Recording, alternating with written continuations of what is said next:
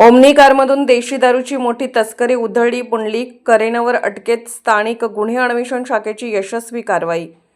स्थानिक गुन्हे अन्वेषण शाखेकडील पथकाने बेकायदेशीर देशी दारू वाहतूक करणाऱ्या तस्कराला सापळा लावून जेरबंद करत मोठी कारवाई केली आहे. सहाय्यक पोलीस निरीक्षक पंकज पवार यांच्या पथकामधील police head constable Anil Kolekar आणि पोलीस कॉन्स्टेबल विक्रम खोत यांना त्यांच्या बातमीदाराकडून माहिती मिळाली होती की पुंडलिक पराप्पा करेनावर हा निळ्या रंगाच्या मारुती ओमनी चारचाकी वाहनातून कवटेपिरान लक्ष्मी फाटा मार्गावरून विनापरवाना देशी दारू घेऊन जाणार आहे. मिळालेल्या माहितीची शहानिशा करून पथकाने तात्काळ कवटेपिरान ते लक्ष्मी फाटा रोडवर निगराणी ठेवत सापळा रचला. काही वेळातच त्या मार्गावर संशयास्पद निळ्या रंगाची ओमनी कार दिसताच पोलिसांनी वाहन अडवले. चालकास विचारपूस केल्यावर त्याने आपले नाव पुंडलिक पराप्पा करेनावर वय 46 राहणार सावंत प्लॉट पारिजात कॉलनी गल्ली क्रमांक 1 सांगली असे सांगितले.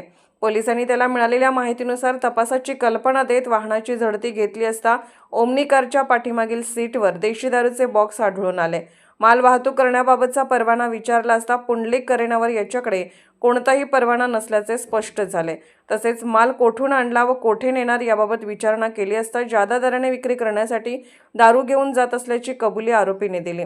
त्यानंतर police head constable Anil Kolekar यांनी पंचनाम्याद्वारे सदर दारू व वाहन जप्त केले. पोलीस कॉन्स्टेबल विक्रम खोत यांनी सांगली ग्रामीण पोलीस ठाण्यात फिर्याद नोंदवून महाराष्ट्र दारूबंदी कायद्यानुसार गुन्हा दाखल करण्यात आला आहे. आरोपी व जप्त मुद्देमाल पुढील तपासासाठी सांगली ग्रामीण पोलीस ठाण्याकडे वर्ग करण्यात आला असून पुढील तपास सांगली ग्रामीण पोलिसांकडून सुरू आहे.